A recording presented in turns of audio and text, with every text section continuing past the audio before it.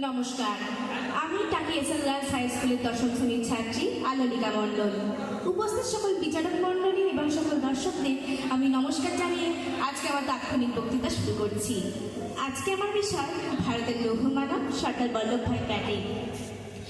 এক হাতে আমরা যতটা কাজ করতে পারি, দুই হাতে তার থেকে বেশি কাজ করতে পারি। আর আমরা যদি একসাথে হাতে হাত মিলিয়ে কাজ করতে পারি, তাহলে সেটা আরো অনেক সুন্দর হয়। অর্থাৎ একতাই বল।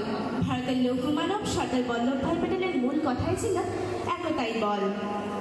ভারতের এই ভারতরত্ন জন্মগ্রহণ করেছিলেন 1875 খ্রিস্টাব্দের 31শে অক্টোবর গুজরাটের আহমেদাবাদের নালিয়া গ্রামে। পিতা ঝামরভাই প্যাটেল এবং মাতা লাড্ডাবাই প্যাটেল। তিনি 16 বছর বয়সে বিবাহ করেন এবং 22 বছর বয়সে ম্যাট্রিক পাস করেন। এরপর তিনি জেলা আইন পরীক্ষায় উত্তীর্ণ হন এবং ব্যারিস্টারি পড়তে বিদেশে যান। এই বিদেশ থেকে ফেরাকালীন ব্যারিস্টারি পাস করে একটা মজার ঘটনা হয়। তিনি জাহাজে ওঠার সময় তাকে একজন চিঠি দিয়ে যায়, বলে সেটা বোম্বে হাইকোর্টে গিয়ে দিতে। তিনি জাহাজ থাকাকালীন একদিনও সেই চিঠিটি খুলে দেখেননি। যখন তিনি আবার বোম্বে হাইকোর্ট থেকে ফিরে আসছিলেন, তখন থেকে ডেকে বলা হয় চিঠিটি তাকে উদ্দেশ্য করে লেখা। বলা হয়েছে তাকে যেন কোনো উকিল হতে না হয়, যিনি যেন সরাসরি জজ হন।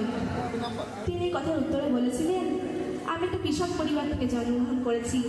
মাথায় বোঝা নিয়ে আমার শৈশব অতিবাহিত হয়েছে।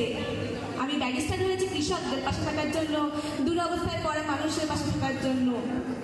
তারপর তিনি যতবারই কেস লড়েছিলেন, তিনি দক্ষতার সাথে জিতেছিলেন।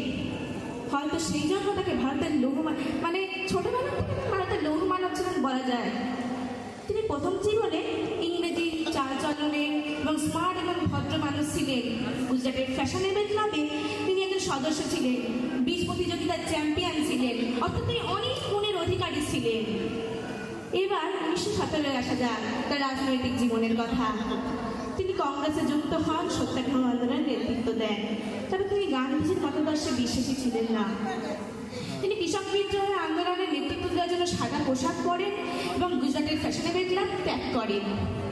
এরপর তিনি বারদৌলি অভিযানে কৃষকদের নেতৃত্ব দিয়ে করের বোঝা থেকে মুক্ত করেন এবং সর্দার নামে খ্যাত হন।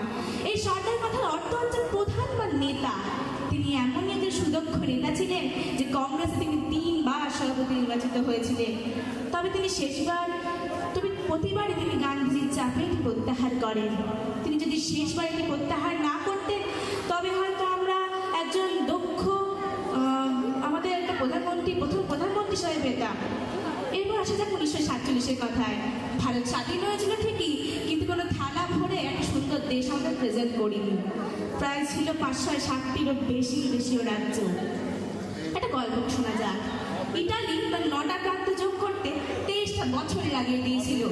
জার্মানি 40টা বছর যোগ করতে প্রায় 9টা বছর লাগিয়ে দিয়েছিল। কিন্তু ভারতে 18টা বছরে এই এত 560টিরও বেশি রাজ্য তিনি যোগ করেছিলেন। এই জন্যে তার তৈরি মূর্তিটিকে স্ট্যাচু অফ ইউনিটি বলা হয়। 2014 সালে তার জন্মতারিখটি জাতীয় ঐক্য দিবস হিসেবে পালন করা হয়।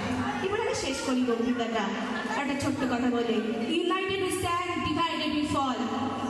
আসুন আমরা এই ছোট বক্তৃতাকে অনুষ্ঠান করে তাকে সম্মান নয়, তাকে আরো সম্মান দিতে আমরা একসাথে হাতে হাত রাখি এবং বলি তার কথা মধ্যে আমরা আত্মনির্ভরশীল হব এবং আমরা আমাদের দেশের মধ্যে ঐক্য গঠন করব এবং রাজ্য ঐক্য, রাজনীতি ঐক্য গঠন করে আমরা দেশকে আমাদের সুশৃঙ্খল করব এবং অনেক বেশি সুন্দর করে তুলব। জয় হিন্দ।